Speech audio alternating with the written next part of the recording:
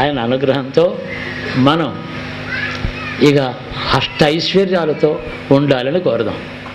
ఐశ్వర్యాలు కూడా 8, అష్టలక్ష్ములు ఉన్నాయి. ధనలక్ష్మి, ధాన్యలక్ష్మి, చివరికి మోక్షం కూడా లక్ష్మిని మోక్షలక్ష్మి అంటున్నారు. 8 రకాల లక్ష్మిని ఆరాధిస్తున్నాం. ఆ లక్ష్మి ఆయనలో అంశ. ఆయన ఆరాధించినప్పుడు ఆ అష్టలక్ష్మి అష్టైశ్వర్యాలతో సుఖశాంతులతో మనందరికీ రక్షించాలని ఆయన అనుగ్రహం దానికి కావాలని మనం కోరుదాం.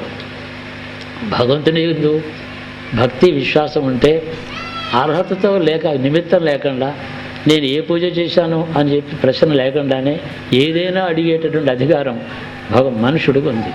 ఏమంటే మనుషుడు ఏమీ లేనివాడు, అన్నీ ఉన్నవాడు అతడు కాబట్టి లేని వాటికి ఉన్నవాడి దగ్గర అడిగి తీసుకునే అధికారం ఉంది. అది సృష్టిలో ధర్మం, అది ఎవరికైనా సరే. కాబట్టి అడుగుదాం, మనం సుఖశాంతులతో దేశం బాగుండాలని అడుగుదాం.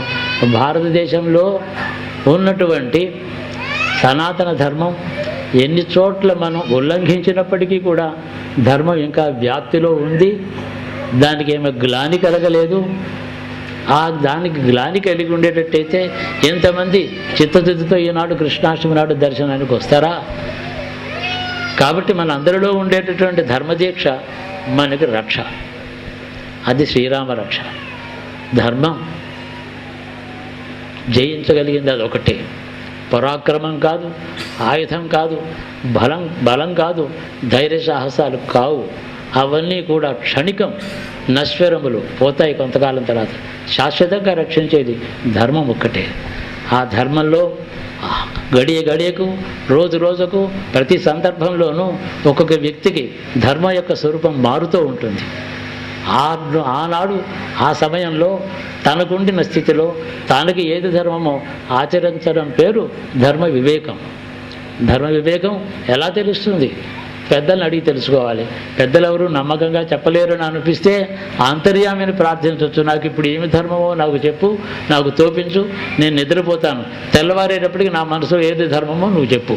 చెప్తాడు, ప్రతి వ్యక్తికి చెప్తాడు. అతడి వాక్కు వినకుండా ఉండడమే కష్టం, వినడం కష్టం కాదు.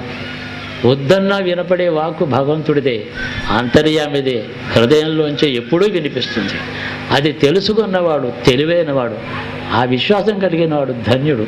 మనకు వచ్చే కష్టాలు అంటాం, నష్టాలు అంటాం, భయాలు అంటాం, ఏదో అవుతుందేమో అనే ఆందోళన, ఇవన్నీ కూడా మహాజంఝామార్గంలో పెద్ద తుఫాను వస్తే గడ్డిపరకు ఎలాగపోతుందో అలాగ మనకు వచ్చే కష్టాలు పోతాయి. ఇవన్నీ మన భయంలో, మన అల్పత్వం చేత మన కష్టం పెద్దదిగా కనిపిస్తుంది. భగవంతుని లోపల పెట్టుకుంటే మన ఆధిక్య చేత ఇతరుల కష్టాలు కూడా తృణప్రాయంగా కనపడతాయి. ఈ విధంగా మనిషి పెరగమని పెద్దలు చెప్తున్నారు.